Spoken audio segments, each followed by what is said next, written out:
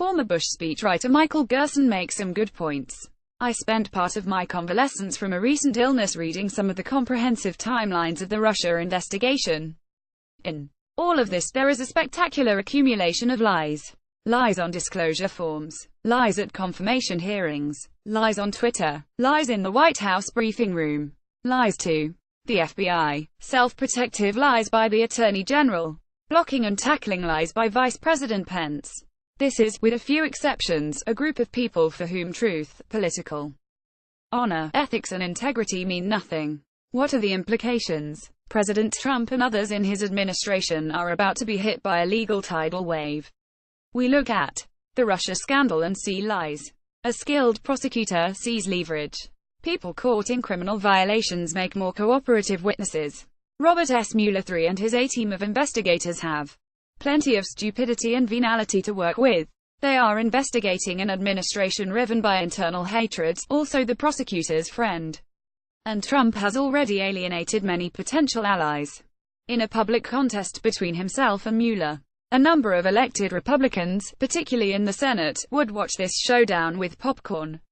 If you haven't already, you should set aside some time to read about the blockbuster from NBC News and Reuters on the astounding criminality surrounding the Trump Ocean Club International Hotel and Tower project in Panama City. The people involved in selling those units for Trump have been accused and in several cases convicted of everything from pimping to working in the human slave trade to kidnapping to laundering money for South American drug kingpins. This, all in a project that Trump set aside to be Ivanka's baby, her introduction to the real estate game.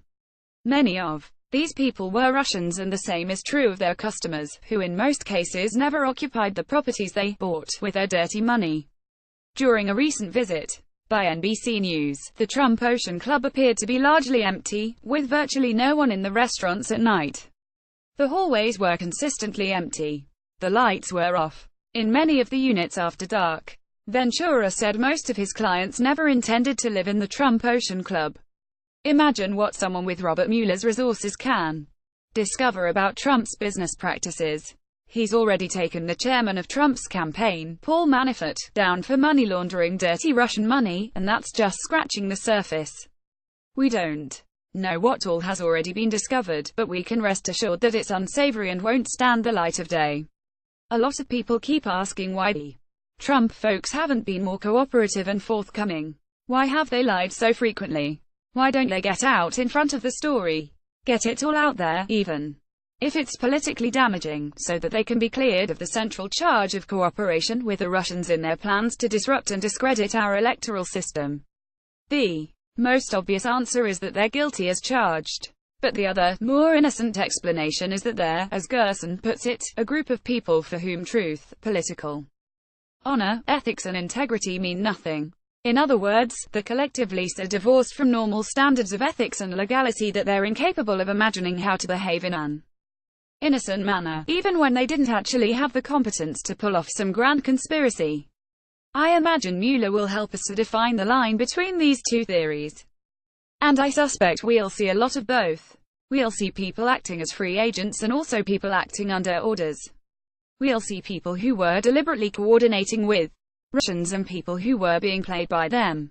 We'll see all kinds of motive and possibilities for blackmail, but we'll also see foolish idealists who didn't know any better.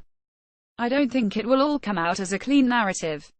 But one thing that will be clear is that people have lied to Congress and the press and the American people, and to federal investigators. Those charges will be clear-cut.